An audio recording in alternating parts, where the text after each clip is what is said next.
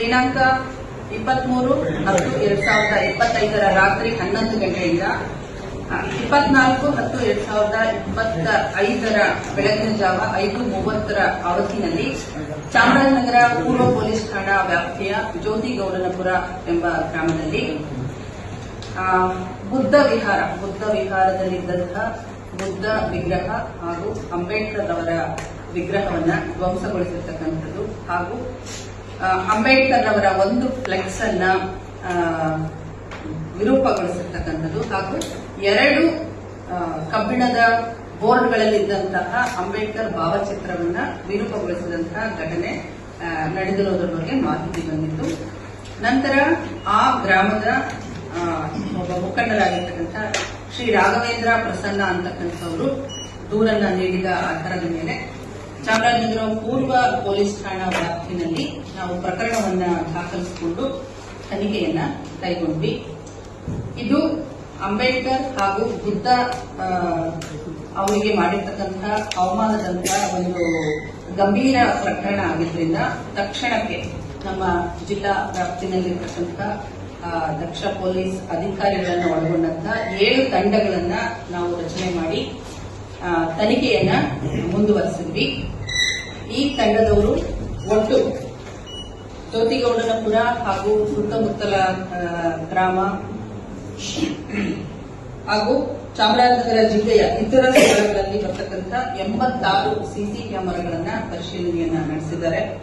ಒಟ್ಟು 1877 phone ನಂಬರ್ಗಳ CDR ಕಾಲ್ details ರೆಕಾರ್ಡ್ಸ್ಗಳನ್ನ ಪರಿಶೀಲನೆಯನ್ನ ನಡೆಸಿ 24 ಸ್ಥಳಗಳಲ್ಲಿ ಸೆಲ್ ಐಡಿ ಟವರ್ ಡಂಪ್ಗಳನ್ನ ಪಡ್ಕೊಂಡು ಪರಿಶೀಲನೆಯನ್ನ ನಡೆಸುತ್ತಾರೆ ಹಾಗೂ ಅದನ್ನ ಮುಂದುವರೆಸಿಬಿಟ್ಟು ಜೊತೆಗೆ ಚಾಮರಾಜನಗರ ಜಿಲ್ಲೆಯಲ್ಲಿ ಇರ್ತಕ್ಕಂಥ ಪ್ರಮುಖ ನಗರಗಳ ಬಾರ್, ರೆಸ್ಟೋರೆಂಟ್ಗಳು ಮತ್ತೆ ಸಾರ್ವಜನಿಕ ಸ್ಥಳಗಳಲ್ಲಿ ಕೂಡ ಪರಿಶೀಲನೆಯನ್ನ ನಡೆಸಿಬಿಟ್ಟು ನಮ್ಮ ತನಿಖೆಯ ಹಂತದಲ್ಲಿ ಕಂಡುಬಂದಂತಹ ಸಾಕ್ಷ್ಯಗಳ ಆಧಾರದ ಮೇಲೆ ಒಬ್ಬ ವ್ಯಕ್ತಿಯನ್ನ ನಾವೀಗ ವಶಕ್ಕೆ ಪಡ್ಕೊಂಡು ವಿಚಾರಣೆಯನ್ನ ನಡೆಸಿದ್ದೇವೆ. ಆ ವಿಚಾರಣೆಯಿಂದ ಈ ವ್ಯಕ್ತಿಗೆ ಅಂದ್ರೆ ಜ್ಯೋತಿಗೌಡನಪುರ ಗ್ರಾಮದ ಮಂಜುನಾಥ ಆಲಿಯಾಸ್ ಮಂಜು ಆಲಿಯಾಸ್ ಪೆಂಡಾಲ್ ಬಿನ್ ಲೇಟ್ ಮುನಿಸ್ವಾಮಿ ನಾಯಕ 31 ವರ್ಷ, ನಾಯಕ ಜನಾಂಗ, ಶಾಮಿಯಾನ ಅಂಗಡಿ ಕೆಲಸ, ಜ್ಯೋತಿಗೌಡನಪುರ, ಚಾಮರಾಜನಗರ ಜಿಲ್ಲೆ. ಈತ ಈ ಕೃತ್ಯವನ್ನ ಮಾಡಿರುವಂತದ್ದು ಸಾಕ್ಷ್ಯಗಳಿಂದ ಸಾಬೀತಾಗಿದ್ದರಿಂದ ಆತನನ್ನ ದಸ್ತಗಿರಿಯನ್ನ ಮಾಡಿ ತನಿಖೆಯನ್ನ ಮುಂದುವರಿಸ್ತಾ ಇದ್ದಾರೆ. 2 ತಿಂಗಳ ಹಿಂದೆ ಅಂದ್ರೆ ದಿನಾಂಕ 22/8/2025 ಜ್ಯೋತಿಗೌಡನಪುರ ಗ್ರಾಮದಲ್ಲಿ ಒಂದು ಅಂಗಡಿ ಇದೆ. ಆ ಅಂಗಡಿನಲ್ಲಿ ಈತ ಮಂಜುನಾಥ್ ಶಿಖಾರಪ್ಪ ಅನ್ನುವಂತಹ ಅವರ ಅಂಗಡಿ. ಆ ಅಂಗಡಿನಲ್ಲಿ ಮಂಜುನಾಥ್ ಸಾಮಾನು ತಗೋದಕ್ಕೆ ಹೋಗಿರ್ತಾನೆ. ಅಲ್ಲಿ ಹೋದಂತಹ ಸಂದರ್ಭದಲ್ಲಿ ಅದೇ ಗ್ರಾಮದ ಎಸ್ಸಿ ಸಮುದಾಯದ ನಾಗಬಸಮ್ಮ ಅಂತಕ್ಕಂಥ 60 ವರ್ಷದ ಮಹಿಳೆ, ಅವರು ಕೂಡ ಸಾಮಾನನ್ನ ತಗೊಳ್ಳೋದಕ್ಕೆ ಬಂದಿರ್ತಾರೆ. ಅಲ್ಲಿ ಸಾಮಾನು ತಗೊಳ್ಳೋದಕ್ಕೆ ಅಂದ್ರೆ ನಾನ್ ಮೊದಲು ಹೋಗ್ಬೇಕು ಅಥವಾ ನೀವ್ ಮೊದಲು ಹೋಗ್ಬೇಕು ಅನ್ನೋ ವಿಚಾರಕ್ಕೆ ಅವರಲ್ಲಿ ಜಗಳ ಪ್ರಾರಂಭ ಆಗ್ಬಿಟ್ಟು ಈತ ಮಂಜುನಾಥ್ ಆ ಮಹಿಳೆಗೆ ಚಪ್ಪಲಿಯಿಂದ ಹೊಡೆದಿರ್ತಾನೆ. ಆ ಸಂದರ್ಭದಲ್ಲಿ ಅದು ಗ್ರಾಮದಲ್ಲಿ ಪಂಚಾಯಿತಿಯಾಗಿ ನಂತರ ಗಡಿನಲ್ಲಿ ಪಂಚಾಯಿತಿಯನ್ನ ನಡೆಸಿಬಿಟ್ಟು ಈತನಿಗೆ 60,000 ರೂಪಾಯಿಗಳನ್ನ ದಂಡವನ್ನ ಹಾಕಿರ್ತಾರೆ. 60,000 ರೂಪಾಯಿದಲ್ಲಿ ಅದೇ ದಿನ 30,000 ರೂಪಾಯಿಯನ್ನ ಆತ ದಂಡವನ್ನ ತುಂಬಿರ್ತಾನೆ. ಆ ದಂಡ ತುಂಬಿರ್ತಕ್ಕಂಥ ಸಂದರ್ಭದಲ್ಲಿ ಅಂದ್ರೆ ಆಗ ಅವ್ರಿಗೆ ಇಮಿಡಿಯೇಟ್ ಆಗಿ ತುಂಬಲಿಕ್ಕೆ ಏನಪ್ಪಾ ಅಂದ್ರೆ ಅವರ ಭಾವ ಒಂದು ಚಿನ್ನವನ್ನ ಅಡ ಇಟ್ಬಿಟ್ಟು 30,000 ಕೊಟ್ಟಿರ್ತಾರೆ. ನಂತರ ಇನ್ನೊಂದು ಕಂತಲ್ಲಿ 30,000 ಕಟ್ಟಬೇಕಾದಂತ ಸಂದರ್ಭದಲ್ಲಿ ಈ ಚಿನ್ನವನ್ನ ಬಿಡಿಸ್ಕೊಳ್ಳೋದಿಕ್ಕೆ ಮತ್ತೆ 30,000 ಕಟ್ಟಲಿಕ್ಕೆ ಒಂದು ಹೋಂಡಾ ಶೈನ್ ಬೈಕ್ ಇರುತ್ತೆ. ಆ ಬೈಕ್ ಅನ್ನ ಮಾರಾಟ ಮಾಡಿಸಿದ್ದಾರೆ. ಇತ್ತೀಚೆಗೆ ಅದನ್ನು ಮಾರಾಟ ಮಾಡಿಸಿ ಹಣವನ್ನ ಕೊಡಿಸಿರೋದ್ರಿಂದ ಅದೇ ಒಂದು ವೈಷಮ್ಯ ಆದ್ರಿಂದ ಈತ ಈ ಕೃತ್ಯವನ್ನ ಎಸಗಿರುವಂತದ್ದು ಕಂಡುಬಂದಿದೆ. ಆರೋಪಿಗೆ ಕ್ರಿಮಿನಲ್ ಹಿನ್ನೆಲೆ ಕೂಡ ಇದೆ. ಈ ಹಿಂದೆ ಕೂಡ ಈಗಾಗಲೇ 3 ಪ್ರಕರಣಗಳು ಆತನ ಮೇಲೆ ದಾಖಲಾಗಿದೆ.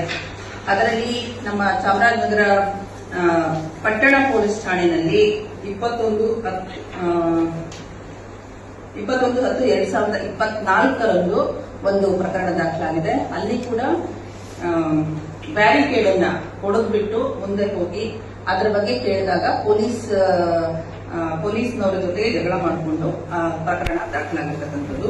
ಅದು ಮೊದಲನೇದು. ಹಾಗೆ 2012ರಲ್ಲಿ 25/3/2012ರಲ್ಲಿ ಕೂಡ ಈಸ್ಟ್ ಪೊಲೀಸ್ ಸ್ಟೇಷನ್ ಅಲ್ಲಿ ನಮ್ಮ ಪೂರ್ವ ಪೊಲೀಸ್ ಠಾಣೆಯಲ್ಲಿ ಒಂದು ಪ್ರಕರಣ ದಾಖಲಾಗಿತ್ತು. ಅದರಲ್ಲಿ ಎಸ್ಸಿ ಮತ್ತು ಎಸ್ಟಿ ಜನಾಂಗದವರು ಜಗಳ ಮಾಡಿಕೊಂಡಂತಹ ಸಂದರ್ಭದಲ್ಲಿ ಪೊಲೀಸ್ನವರು ಆ ಜಗಳವನ್ನ ಬಿಡಿಸಲಿಕ್ಕೆ ಅಲ್ಲಿ ಹೋಗಿ ಕರ್ತವ್ಯವನ್ನ ನಿರ್ವಹಿಸ್ತಾ ಇದ್ದಂತಹ ಸಂದರ್ಭದಲ್ಲಿ ಅವರಿಗೆ ಅಡ್ಡಿಪಡಿಸಿದ್ರು ಅನ್ನುವಂತಹ ಪ್ರಕರಣ ದಾಖಲಾಗಿತ್ತು. ಅದರಲ್ಲಿ ಈ ವ್ಯಕ್ತಿ A2 ಎರಡನೇ ಆರೋಪಿಯಾಗಿ ಇದ್ದ. ನಂತರ 25/8/2014 ಪೂರ್ವ ಪೊಲೀಸ್ ಠಾಣೆಯಲ್ಲೇ ಮತ್ತೊಂದು ಪ್ರಕರಣ ದಾಖಲಾಗುತ್ತೆ. ಅದು 354B ನಲ್ಲಿ, ಅಂದ್ರೆ ಒಂದು ಮಹಿಳೆಗೆ ಆತ ತೊಂದರೆ ಕೊಟ್ಟಿದ್ದಾನೆ ಎನ್ನುವಂತಹ ಹಿನ್ನೆಲೆಯಲ್ಲಿ ಪ್ರಕರಣ ದಾಖಲಾಗಿದೆ. ಈಗಾಗಲೇ ಈ 3 ಪ್ರಕರಣಗಳು ಈತನ ಮೇಲೆ ಇದೆ. ಮತ್ತೆ ಈತ ವ್ಯಕ್ತಿಗತವಾಗಿಯೂ ಕೂಡ ತುಂಬಾ ಒರಟು ಸ್ವಭಾವದವನು. ಮತ್ತೆ ಕುಡಿದಂತಹ ಸಂದರ್ಭದಲ್ಲಿ ತಾನೇನ್ ಮಾಡ್ತೀನಿ ಅನ್ನುವಂತಹದರ ಪ್ರಜ್ಞೆನೇ ಇರೋದಿಲ್ಲ ಅನ್ನುವಂಥದ್ದು ಕೂಡ ನಮಗೆ ವಿಚಾರಣೆಯ ವೇಳೆಯಲ್ಲಿ ಮಾಹಿತಿ ತಿಳಿದು ಬಂದಿದೆ. ಮೂರು ಪ್ರಕರಣ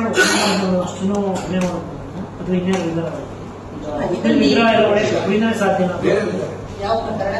ಇದು ಈ ಪ್ರೆಸೆಂಟ್ ಕೇಳ್ತಾ ಇದ್ದೀರಾ? ಈಗ ಸದ್ಯಕ್ಕೆ ನಮಗೆ ತನಿಖೆನಲ್ಲಿ ಗೊತ್ತಾಗಿರ್ತಕ್ಕಂಥದ್ದು ಈತನ ಬಗ್ಗೆ ನಮಗೆ ಕನ್ಫರ್ಮ್ ಆಗಿ ಗೊತ್ತಾಗಿದೆ. ಹಾಗಾಗಿ